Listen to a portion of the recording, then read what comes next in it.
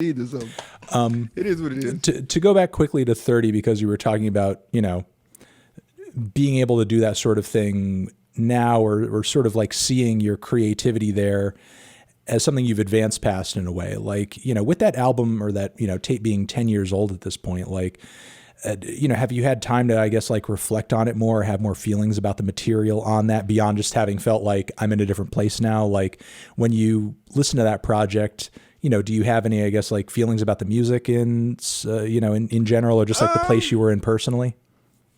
This is what people got to realize, man. I recorded I wrote the album out. I had the album written out, and I recorded that album at a studio where I couldn't really afford the studio time.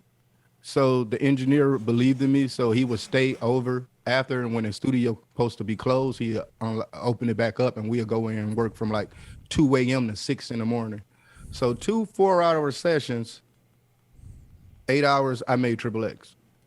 You know what I'm saying? Maybe I ain't gonna go that far. It's probably about 4 sessions. It's about 4 sessions, because I remember Skywalker came to one, and my girl took me to a few. So yeah, I did that in 4 sessions. You know what I'm saying? I had it already in the tuck. You know what I'm saying? When I signed the Foods Go, I signed for $5,000. That was my advance. Holy shit! I spent it. Holy fuck! I spent it in 1 weekend at South by Southwest. You get what I'm saying? Yeah, that's how South by was back then. Like, and even if you were a popular artist going to South by, you were losing money going to South by. No, I had flew all my homies out. I was being cool. You know what I'm saying? But look where we at from that. You know what I'm saying? Right. So that's why I always tell people I'm blessed, man. You know what I'm saying? Right.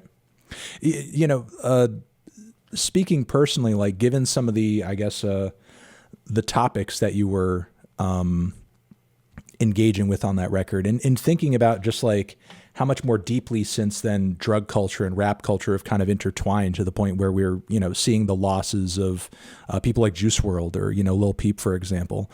Like, does the material on 30 sound any differently to you in that regard? Yeah. Like thinking about the way things have kind of moved since then?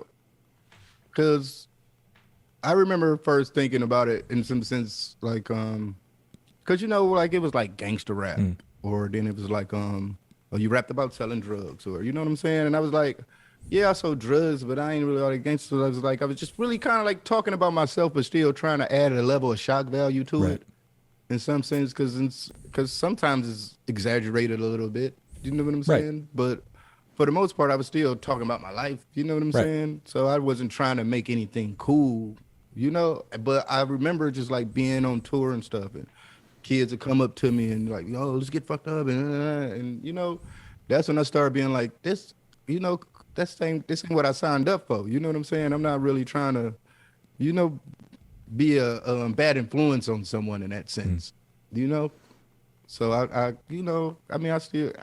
it's a double-edged sword, man. It's the only way I can put it. But yeah, man, it does, fuck with me a little bit. No, I mean, in a way, it was almost like a dark kind of prophecy. And as somebody who's been listening to your music for a long time, like I could say personally, I kind of got it. I mean, look, I didn't know to what extent you were living that life by the book. I figured it couldn't have been lyric for lyric or you would have been dead. But it seemed pretty clear on a lot of the tracks that like, okay, he's like multiplying the extremity of this to communicate, hey, this is like really fucked up and dark. Like, don't do this. You know what I mean?